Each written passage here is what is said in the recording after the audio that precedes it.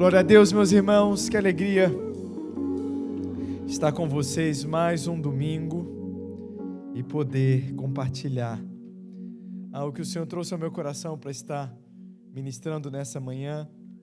A palavra que eu tenho para pregar nessa manhã, meus irmãos, é uma palavra bem simples, bem feijão com arroz, como fazemos todo domingo. Os irmãos caminham comigo aqui há mais tempo, sabe, né? Eu não sou esse pregador, né, dessas grandes mensagens. Minha palavra é muito simples, é um ensino. Eu amo ensinar. As coisas que eu mais amo na vida é poder ensinar. E às vezes eu acho que eu sou tão chato que tudo eu quero ensinar. Parece que tudo que é bom para mim eu gosto de ensinar para os outros. Senti um desabafo aqui da minha esposa, né? Porque realmente eu sou assim. Mas Deus me deu essa graça de poder ensinar as escrituras dele. Para mim é um privilégio. E o que eu quero compartilhar hoje com vocês é simples, como eu disse, mas para mim é profundo, né?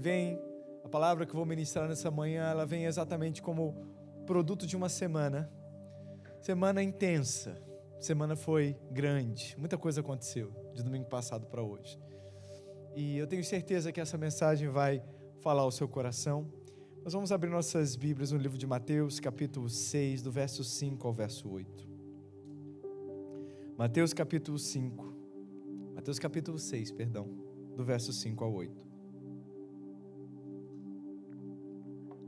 A Bíblia diz assim: E quando orardes, não serei como os hipócritas, porque gostam de orar em pé, nas sinagogas e nos cantos das praças, para serem vistos dos homens. Em verdade vos digo, que já receberam a recompensa.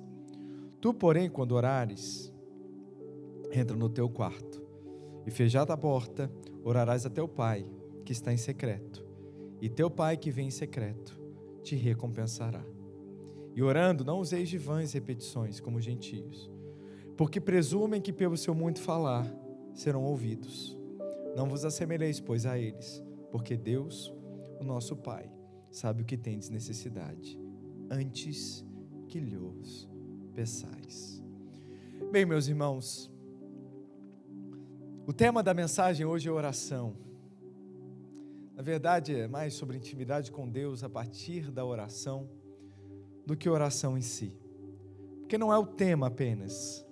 Não vou falar da oração como meio, como forma ou como linguagem, né, que nos aproxima do Pai. Eu quero falar exatamente da oração, sobre a vida de oração. Oração como estilo de vida. Jesus, ele durante todo o tempo que ele esteve aqui na terra, ele nunca desprezou os seus momentos com o Pai. Quando nós lemos os evangelhos, nós vemos que o Senhor, ele separava tempos para ter comunhão com Deus. Ele se isolava ali do meio da multidão, até dos seus discípulos, subia o monte ou ia para o deserto, para que ali ele pudesse, né, orar, buscar a presença do Pai, ouvir da parte dele. Nós vemos que isso era algo muito recorrente na vida de Jesus. E se isso era a parte fundamental da agenda de Jesus, também tem que ser algo na minha agenda, na sua agenda. Tem que fazer parte das nossas agendas, sim ou não? A vida de oração, querido, ela é fundamental na vida de todo cristão, e eu sei disso, você sabe disso. Mas não sei por qual razão muitas vezes nós não desempenhamos de fato, né, ou não colocamos na nossa rotina diária o nosso tempo com Deus. Seja ali o nosso devocional, o nosso tempo de oração. Nós não separamos esse tempo na nossa agenda. Isso é muito importante nós entendermos isso. E aí o versículo 5 nós vemos que Jesus, ele vai começar nos apresentando esse estilo de vida, nos apresentando aquilo que nós conhecemos como anti-exemplo. Eu, como professor, eu gosto sempre, né, de ensinar alguma coisa, mostrando o que é e também o que não é. É muito importante para você entender o que é algo, você entender também o que não é algo. Muitas vezes, as falhas vêm justamente aí, e não compreendemos exatamente o que não é. E Jesus, ele vai começar a apresentação do texto nos apresentando o que não é uma vida de oração, o que nós conhecemos como um anti-exemplo, quando ele cita o exemplo dos hipócritas. Ele diz assim: quando orardes, não sereis como os hipócritas, porque gostam de orar de pé, em pé, nas sinagogas, nos cantos das praças, para serem vistos dos homens. Em verdade vos digo, que eles já receberam a recompensa. O texto ele vai começar com Jesus dizendo assim: quando orardes, não sereis como os hipócritas. E aí, meus irmãos, hipócrita nós entendemos facilmente, né, o que é. Nós entendemos o significado dessa palavra, hipocrisia. Mas é interessante nós mergulharmos na etimologia do texto, para podermos entender o que significava e que palavra foi usada no grego, para que possamos entender a forma como esta palavra era usada dentro daquele contexto, e trazer para a aplicação nos nossos dias. Porque nós temos a tendência, de fato, de resistir tudo que é hipocrisia, e é claro, está certo, né? A hipocrisia não é da parte de Deus, mas muitas vezes nós somos hipócritas e não percebemos, e quando nós olhamos, nós entendemos o que o texto quer dizer, porque a palavra hipócrita, no original grego, é a palavra upokrites, que é exatamente o termo que deu origem, o que nós conhecemos como hipócrita, né? É o radical, né, exatamente da origem desses termos. Bom, nós vemos, né, dentro daquilo que nós consideramos sinônimos da palavra hipócrita, impostor, dissimulador, é exatamente esse um dos significados da raiz.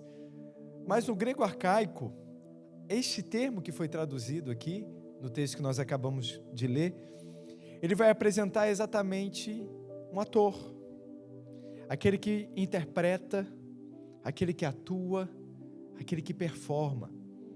É interessante, né, Jesus usar esse termo que vem exatamente ali do original grego, dentro daquele contexto, porque ele vai nos mostrar que quem assim faz, não ora de fato, mas é uma performance de oração. É importante você perceber, queridos, que um ator, ele desenvolve um papel, um personagem. Ele, na verdade, tem ali alguém que ele vai fazer o papel, um personagem, que ele vai fazer uma performance. Ele estuda a vida daquele personagem, a personalidade daquele personagem, para que ele possa, então, atuar naquele papel, se transformando naquela pessoa, atuando como aquela pessoa, mas ele não é aquela pessoa, não é uma realidade. Sim ou não? Todo mundo entende o que é, na verdade, um papel, a vida de um artista, um ator, o que ele faz, o trabalho dele, nada mais é do que fazer uma performance. O que Jesus quer dizer com isso? Que muitos que oram em público, meus irmãos, performam, e aquela oração não representa uma essência ou a verdade. Qual é o propósito da oração, queridos? Nós oramos por quê? Nós oramos para Deus. Oração é a linguagem pelo qual nós conversamos com Deus. Oração é o canal no qual nós nos aproximamos de Deus. A oração ela tem justamente essa função, nos aproximar do Pai, em comunicação, em contato, porque é justamente a partir da oração que nós falamos com Ele, sim ou não? Agora, o que faz um ator? O ator, ele faz uma performance, e na sua performance ele tem um objetivo: impressionar, entreter a sua audiência, para que no final ele venha receber o reconhecimento e o aplauso da sua audiência. O ator, ele busca, através da sua arte de interpretação, impressionar as pessoas, para que a partir daí, né, as pessoas possam aplaudi-lo, reconhecê-lo, sempre dentro daquilo que não é a realidade, porque o que ele apresenta não é o real. Jesus, ele vai comparar o hipócrita, exatamente aquele que faz oração em público, com uma performance de um ator, que interpreta, mas que não é a realidade. E ele vai dizer no texto, ele diz no verso 5, porque gostam de orar em pé, nas sinagogas e nos cantos das praças, para serem vistos por homens. Isso está escrito no texto. Olha o que eles gostam.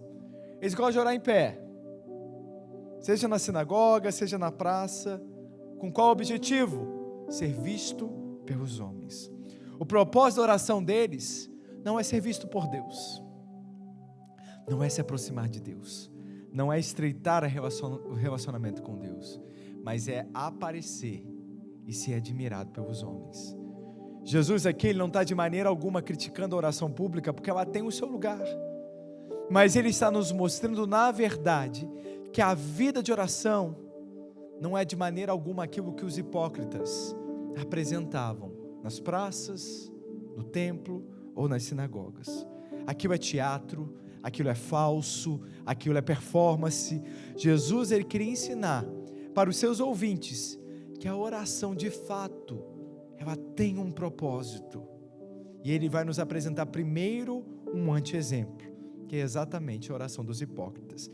E eu quero recorrer rapidamente a uma outra passagem bíblica, em que Jesus vai nos contar uma parábola, que está lá em Lucas capítulo 18, do verso 10 ao verso 14. O texto diz assim: 2 homens subiram ao templo com o propósito de orar, um fariseu e outro publicano.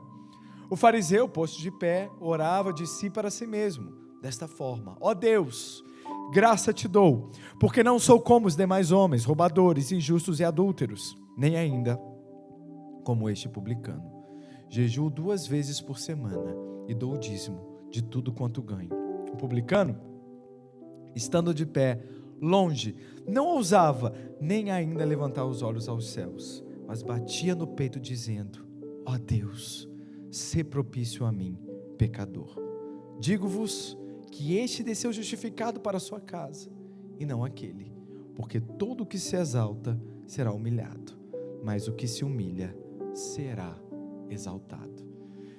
Vocês conseguem perceber a diferença das duas orações? E o que nós vamos ver de diferente, de fato, ali nessas duas orações é o endereço delas. O hipócrita, que vai representar os atores, ele ora de si para si mesmo. O destino da oração deles não era o Senhor, mas si mesmo.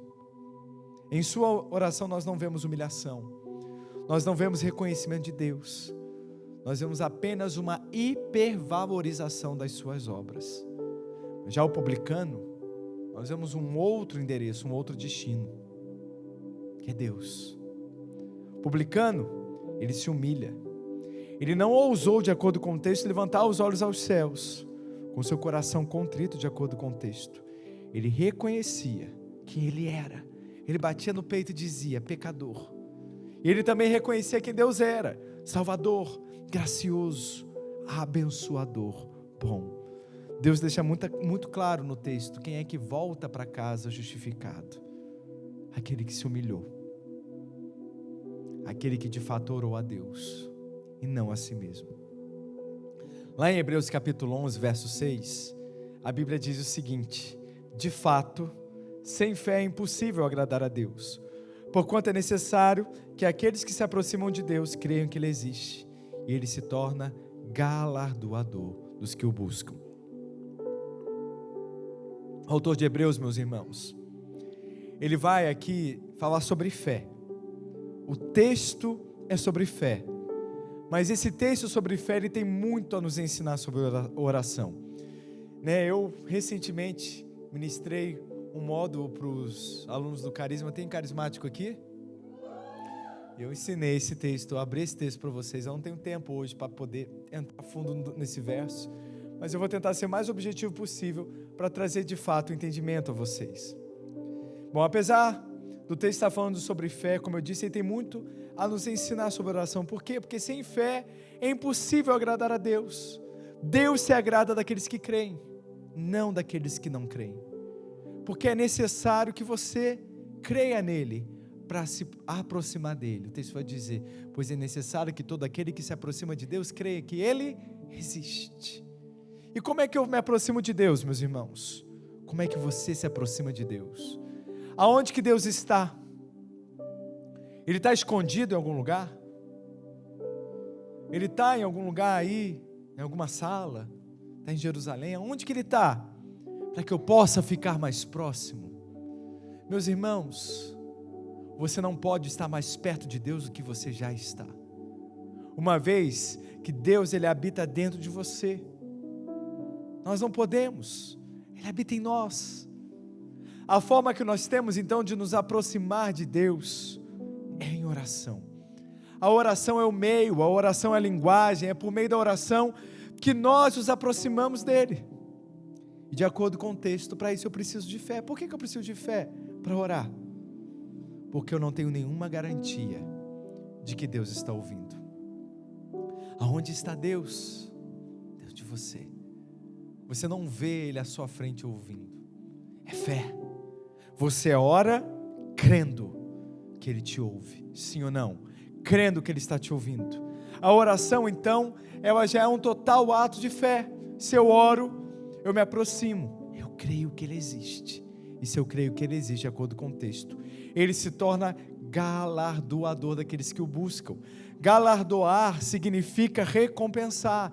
Galardoador significa recompensador. Ou seja, Deus recompensa quem o busca. Deus é um Deus recompensador, meu irmão. Ele recompensa a cada um segundo a sua graça e também segundo o seu esforço de buscá-lo. E aí, meus irmãos, eu quero agora voltar lá para Mateus, capítulo 6, versos 5 e 6.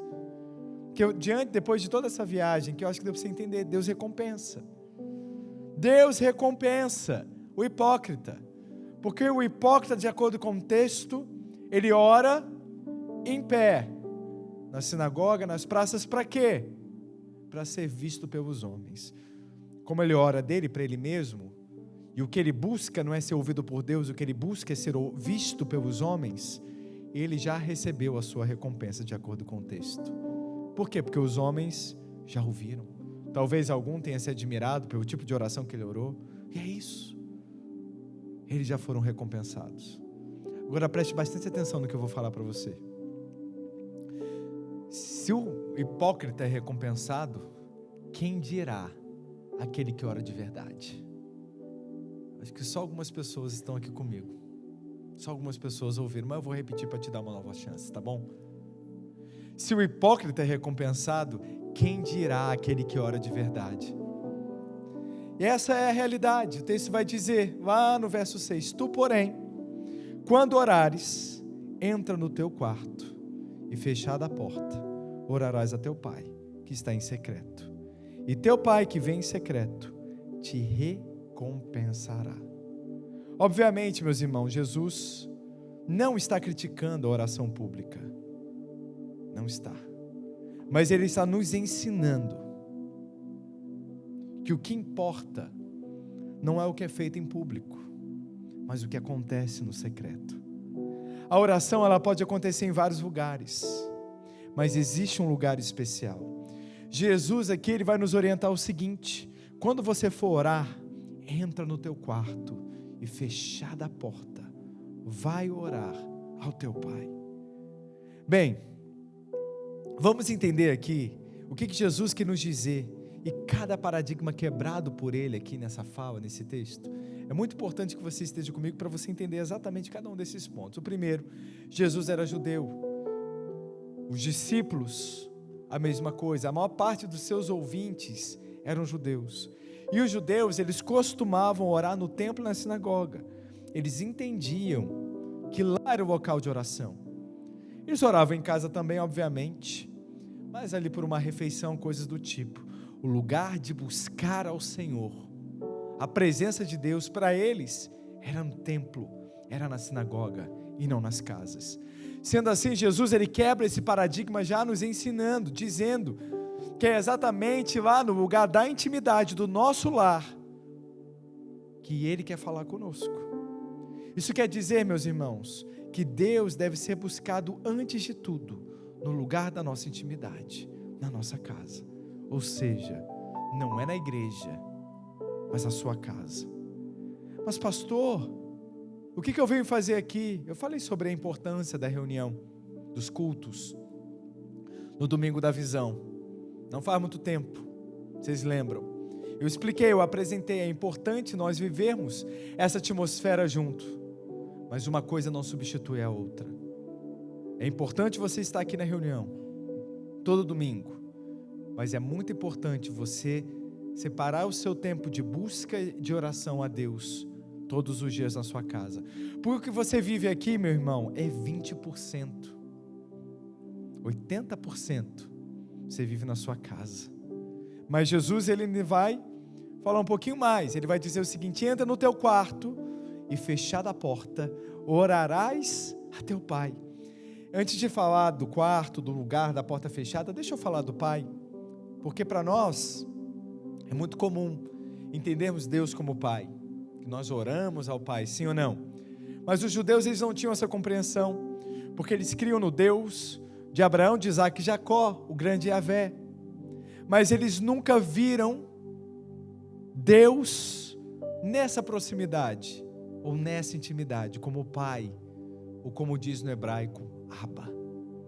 Jesus é quem vai levar-nos a esse lugar de intimidade, nos ensinando a ver Deus como pai, como alguém que está ali na nossa casa, como alguém que está tão perto da gente, não alguém que está lá na estratosfera, distante lá no céu. Jesus, então, ele vai nos orientar a justamente entrar no nosso quarto e fechar a porta, e ali buscar o Pai. Agora, a palavra quarto, eu sei, deixa eu explicar para vocês direitinho, né, o que o texto quer dizer por quarto, porque, né, eu sei que algumas pessoas até já foram embora, que devem ter ficado tristes, né, poxa, eu divido o quarto com 5, como que eu vou ter o meu secreto, né, naquela casa com 19 pessoas, como que eu vou conseguir, né, fechar a porta do meu quarto? Porque quando eu fecho a porta do meu quarto, eu dou de cara com 4, né? Alguns podem pensar assim, mas eu vou explicar para vocês exatamente o princípio do significado, né, do termo. Quarto no grego é a palavra tameon. Tameon no grego significa depósito ou câmara secreta. Foi traduzido como quarto, obviamente, para podermos entender dentro da nossa linguagem, que as casas hoje não têm câmara secreta, né, não tem despensa, não é verdade? Então esse termo, ele pode ser traduzido de várias maneiras. Eu vou apresentar essas duas maneiras, né? O depósito e a câmara secreta, para que vocês possam entender. O cerne de Tameon é que ela é uma câmara secreta dentro da casa, que nem todos os habitantes da casa, ou aqueles que moravam na casa, tinham acesso, porque ela vivia trancada. É o local do depósito, o local de armazenagem do suprimento da casa, ou seja, o local onde tudo que era suprido, comida, era guardado lá. Era o lugar onde o mordomo, ou o dono da casa, o pai, abria, ou a mãe, para poder tirar, né, aquilo que seria de fato o alimento do dia, da semana, enfim. Era esse lugar onde a provisão era armazenada. Mas também o local chamado como câmara secreta, ou seja, o lugar da intimidade do casal. Pensando, queridos, dessa maneira nós podemos entender exatamente o que esse lugar quer dizer para nós. Que ele é ao mesmo tempo o lugar da nossa relação íntima e pessoal com Deus, mas também é um lugar onde Ele nos supre, lugar onde Ele envia o seu suprimento. Jesus, Ele não vai dispensar aquela multidão, né, como Ele costumava fazer. Na verdade, Ele vai dispensar aquela multidão, como Ele costumava fazer, e Ele vai se isolar, justamente para poder ter esses momentos com o Senhor. Não era no átrio, não era no templo, não era nas sinagogas, era no monte, era no deserto, era lá. Queria ter o seu tempo de intimidade com o Senhor, era nesse lugar. E é exatamente isso que Ele nos ensina a partir dessa fala. Nós precisamos cultivar o nosso relacionamento com o Pai, exatamente neste lugar secreto, onde é só você e Ele, e ninguém mais. Jesus vai nos apresentar, queridos, que nós precisamos, como filhos, ter uma relação diária com o nosso Pai, porque Ele quer, Ele deseja, e nós precisamos desejar também. Deus, Ele deseja muito mais do que ser adorado. Ele deseja se revelar, meus irmãos, na sua intimidade, a cada um de nós. Revelar o seu coração, revelar os seus sentimentos, os seus pensamentos. Meus irmãos, só quem desfruta do secreto sabe como é. Ele quer te levar exatamente a esse lugar, de levar você ao seu quarto, Aí você pode pensar, mas pastor, o senhor disse que ia explicar, porque como eu disse, eu fecho a porta do meu quarto, eu dou de cara com 6. Meus irmãos, você pode ter o seu momento ali, de uma forma muito simples, em qualquer lugar dessa cidade, onde você consiga colocar um fone de ouvido, abrir a sua Bíblia, o seu caderno, e ali orar, ouvir Deus, tomar nota de tudo que Ele te fala.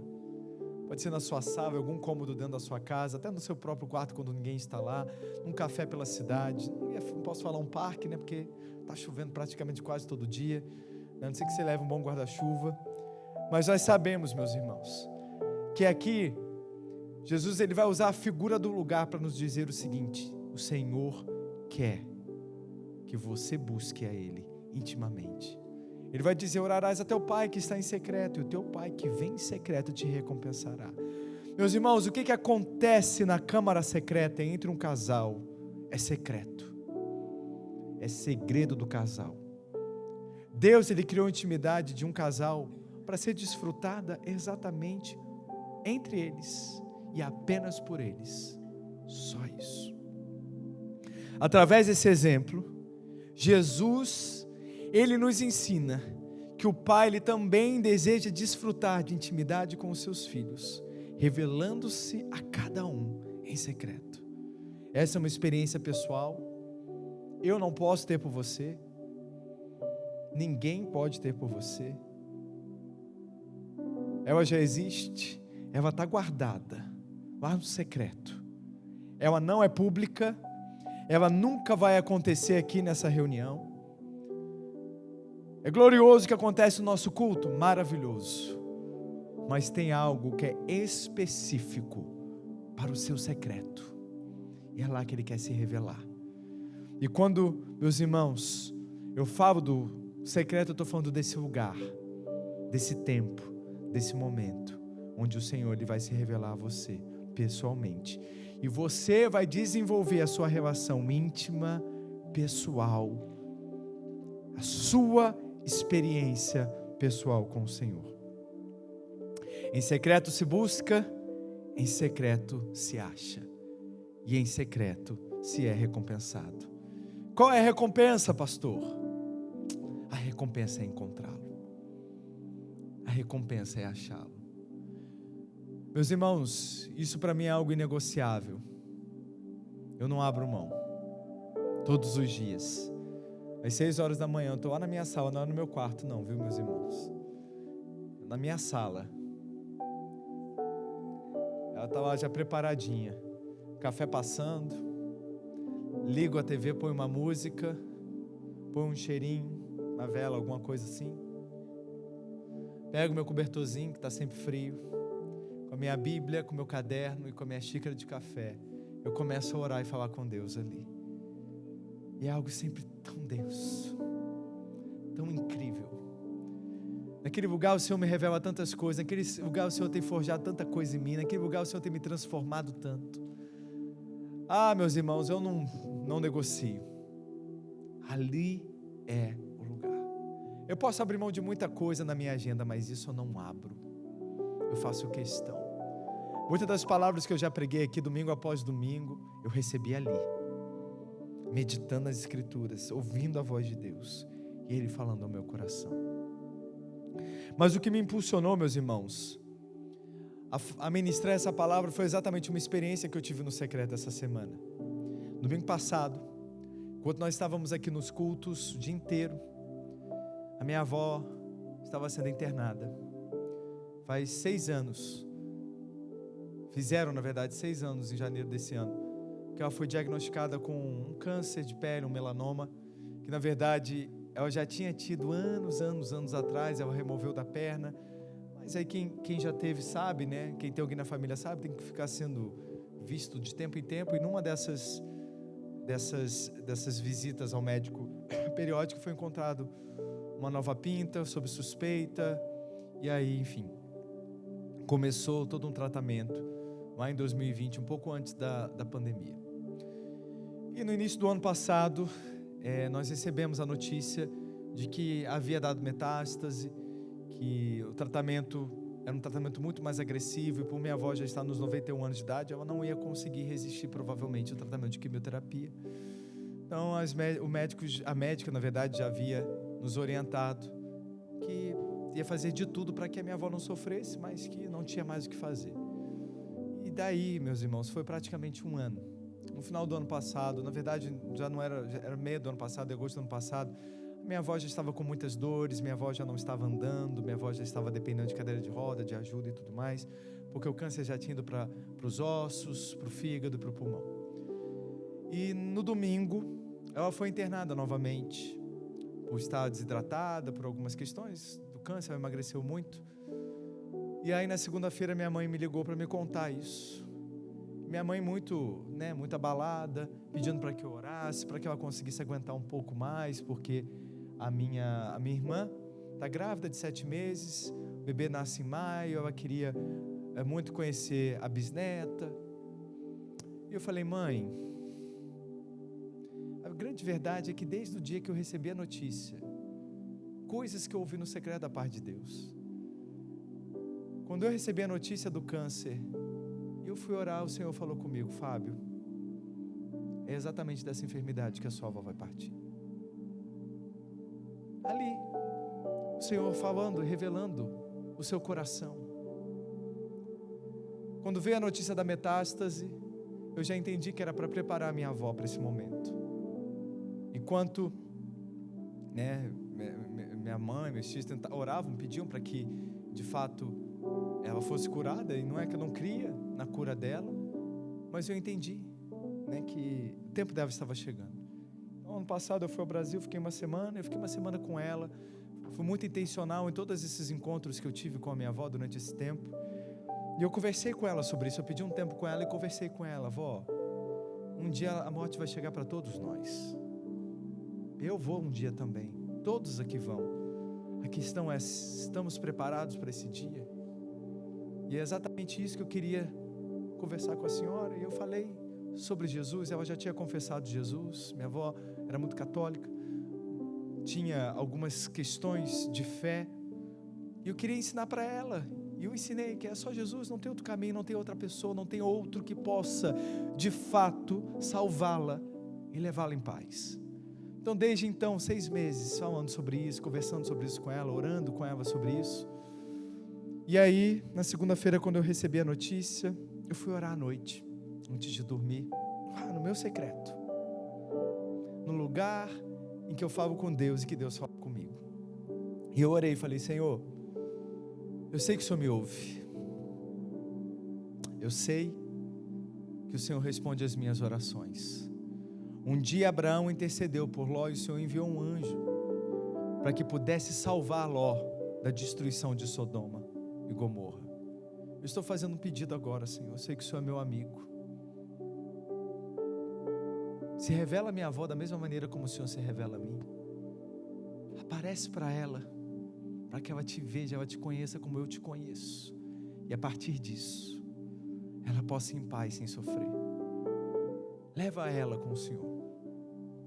E aí fui dormir. Dia seguinte, foi a terça-feira, tive um dia super cheio, com muitas reuniões.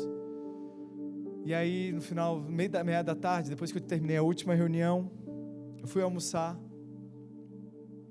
esquentei meu almoço, coloquei na mesa, peguei meu celular, fiz uma ligação de vídeo para minha mãe. Perguntei para minha mãe como que a minha avó estava, e minha mãe falou: olha, Fábio, foi uma noite difícil, os batimentos da sua avó desceram muito, a pressão caiu, o médico veio conversar comigo, dizendo que vai começar um processo de sedação para que ela não venha sofrer, porque ele disse que ele ia fazer o que ele prometeu para ela, que ele não ia deixar ela sofrer, mas não tem mais o que fazer pela sua mãe. E aí a partir daí, tanto a minha mãe como a minha tia foram comunicando isso aos familiares, e as pessoas foram indo para o hospital. Vários sobrinhos da minha avó estavam indo para o hospital para poder se despedir dela. Meu irmão foi, enfim. Eu terminei de almoçar, fiquei com aquilo no meu coração, tinha uma agenda cheia, tinha reunião 6 horas, 6h30, 7 horas a Greenhouse, 8 horas reunião, 9 horas outra reunião, 10 horas outra reunião. Eu falei: eu tenho que fazer isso agora, antes que as reuniões comecem. E eu liguei para minha avó, fiz uma chamada de vídeo para falar para ela o que eu orei. E eu comecei a falar, falei, vó, ontem eu orei, falei com o Senhor. E eu pedi a Ele algo. Eu pedi para que Ele aparecesse para você. E Ele vai fazer isso. Porque Ele sempre me ouve. Quando Ele aparecer para você, o nome dela é Terezinha. A gente chamava ela de TT. Falei, quando Ele aparecer para você, TT, não fica com medo não. Vai, pega na mão dele e vai. Nós vamos ficar bem. E daqui a pouco, nós estaremos todos juntos. Tá bom, filho. Eu repeti 3 vezes, para ter certeza de que ela entendeu. Ela estava com dificuldade de falar por causa do pulmão, mas ela ainda conseguia falar algumas coisas. E aí quando terminou, ela falou assim, você pode orar por mim? Eu falei, claro, eu orei com ela. Terminei a oração, eu falei, eu amo muito a senhora. Eu fiquei muito emocionado ali, dei tchau, desliguei o telefone e me acabei. Eu entendi que era a minha despedida e aquela era de verdade. Liguei para o pastor Jonathan, falei, pastor, o Jonathan não tem condição de fazer nenhuma reunião hoje, estou destruído, minha avó vai partir daqui a pouco. Cancelei tudo e fui me preparar para a notícia, né? Dormi sabendo que no dia seguinte eu ia acordar sabendo que ela já tinha partido. E aí acordei. Por que eu estou falando isso para os irmãos? Porque vocês são minha família aqui em Dublin. Eu acho que eu devo essa satisfação aos irmãos. Acordei, abri meu celular, vi a mensagem da minha mãe, sua avó partiu. Ela tinha me mandado mensagem exatamente 30 minutos atrás, eram 5h30 da manhã quando ela me mandou. Aí eu fui para minha sala, como eu costumo fazer nas minhas devocionais, liguei para minha mãe, conversei com ela estava em casa, liguei para minha tia que estava com a minha avó no momento que ela faleceu. Perguntei, tia, ela foi sedada? Não, os médicos não chegaram a sedar. Como é que aconteceu? Fábio, ela dormiu, ela estava dormindo no sono profundo, bem em paz, bem serena, roncando como ela ronca. De repente, eu estava segurando a mão dela, de repente a mão dela soltou da minha, ficou fraca, caiu. E aí quando eu olhei, ela já não estava respirando, mas ela estava serena e muito em paz, foi desse jeito. E aí eu conversei com ela, acalmei ela, falei que não ia para o Brasil. Eu estou indo para o Brasil dia 22 agora, eu tenho reunião em Belo Horizonte, falei que não ia. Falei a mesma coisa para minha mãe e fui tomar meu banho. E quando eu entrei no banho, meus irmãos, eu só chorava. Mas era um choro, uma coisa assim, não era um choro de tristeza, nem de vazio, nem de dor, era saudade. Porque eu estava num consolo absurdo.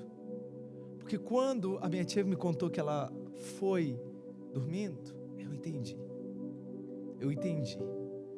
O Senhor se revelou a ela e ela seguiu exatamente o meu conselho. Ela foi, ela não resistiu, ela foi, e aquilo era o meu consolo, era a minha paz, apesar da saudade, uma paz gigantesca dentro do meu coração. Eu agradecendo a Jesus, tomando banho, falando, Senhor, obrigado porque o Senhor me ouviu, obrigado porque o Senhor me ouviu. O Senhor sabe da angústia que eu estava, de tanto que eu amo a minha avó e queria ter a certeza de que ela foi salva. Obrigado, porque esse é o meu consolo. O Senhor ouviu a minha oração, o Senhor ouviu o meu pedido. Quando eu terminei de orar, o Senhor falou para mim, você vai ao Brasil e você vai contar, porque esse tem que ser o consolo de todos. Irmãos, eu não ia. Falei para a Aline, cancela a minha agenda, por favor, porque eu vou. Comprei passagem de última hora, embarquei na quarta-feira. Cheguei lá na quinta de manhã, para poder participar do velório da minha avó.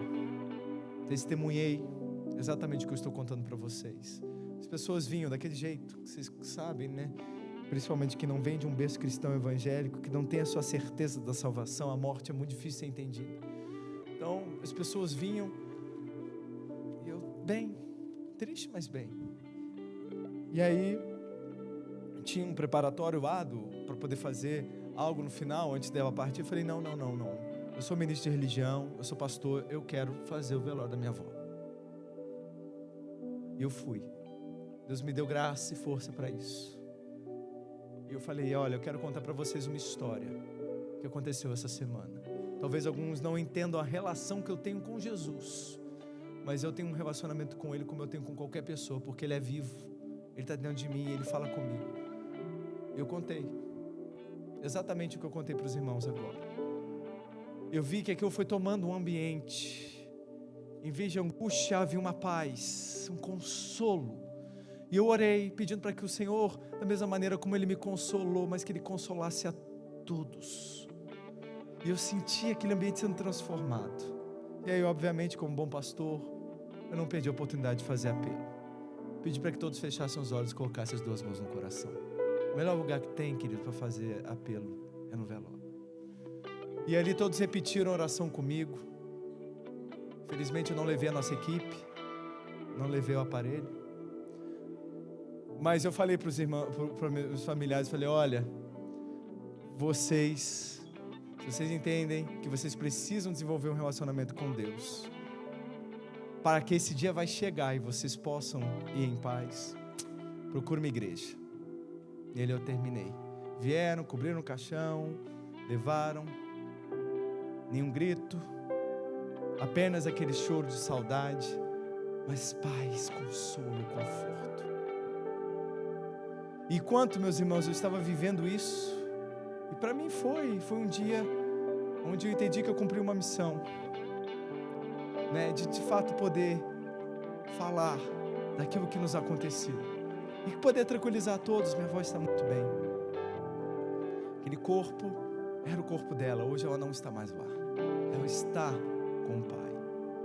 E quando nós ali, né, eu terminei a quinta-feira, fui dormir, e eu refletindo sobre, porque quinta-feira é o dia que eu preparo pregação, meus irmãos. Eu não tive, foi aquela loucura, eu cheguei no Brasil e tal, eu sei o que eu vou ministrar no domingo. Cheguei ontem, e o Senhor falou ao meu coração, vai falar sobre essa relação, porque Ele é vivo, Ele é presente, Ele fala, Ele conforta, Ele ministra. Você não precisa de mais nada, meus irmãos. Você só precisa desenvolver essa relação íntima e pessoal com Jesus. Você não precisa de mais nada. Você só precisa disso. Ele está dentro de você. Ele está ali querendo te levar a esse lugar, porque Ele nos ouve, meus irmãos. Ele recompensa, Ele escuta. Eu tenho tido cada vez mais certeza. Olha, meus irmãos, a minha vida tem sido transformada nesses últimos anos. Deus tem sido muito gracioso comigo. Deus tem derramado bênçãos. Nunca esperei viver tudo que eu tenho vivido. Sou muito realizado, sou muito feliz pela minha família, pela nossa igreja, pelas pessoas que eu tenho ao meu lado. Eu sou muito feliz. Mas para mim o melhor não é isso.